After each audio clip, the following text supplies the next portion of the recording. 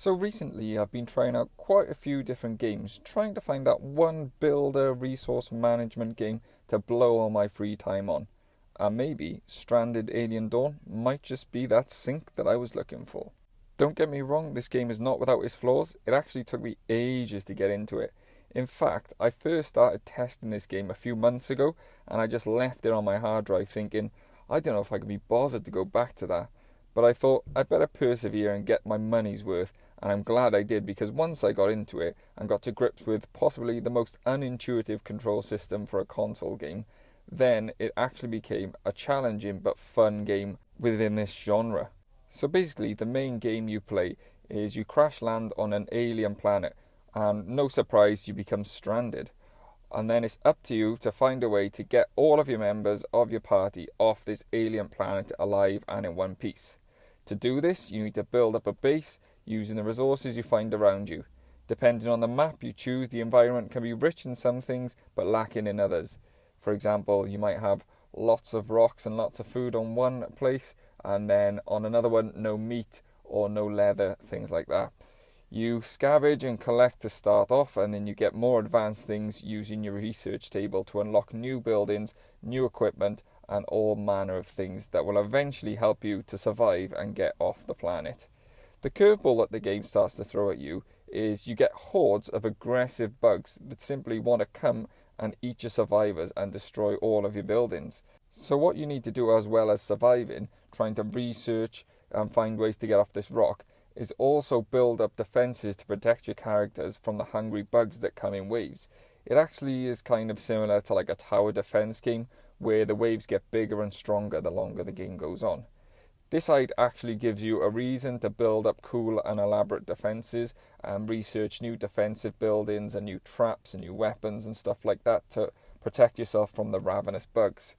When it comes to your characters, there's loads to choose from, and they all have their own unique traits and skills. Some are great warriors, where others are great thinkers, and you're going to need a variety of skills to survive and escape your predicament. Also, with your survivors, you need to provide them with the basic necessities like food and shelter. But not only that, they also have a happiness meter, and all manner of things can affect this. From being overworked, to being disturbed and woken up from their sleep, or simply having an argument with one of their friends. There are so many things that can improve and ruin the happiness of your people.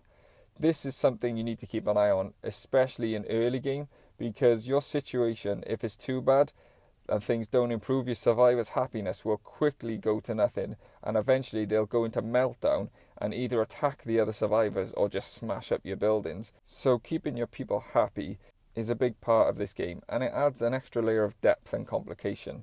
There's not many issues I have with this game. Like I said, the controls are really awkward to use on console, but I'd imagine on PC they're pretty straightforward with a mouse. Other than that, the only other thing is it can sometimes be awkward to get your people to perform the exact tasks you want them to do off their own back, and you'll end up kind of micromanaging them from time to time, and sometimes you just want to leave them to get on with it, but they always tend to go for the thing you don't want them to do for some reason. I have no idea why it works like that. But other than that, I have no qualms. It can be stressful at times, but there's plenty of rewarding things, and I really enjoy building up the base and the infrastructure around it. There are other game modes other than the main survival one. There's one where you set up a military outpost and you'll have certain goals to complete that and finish that.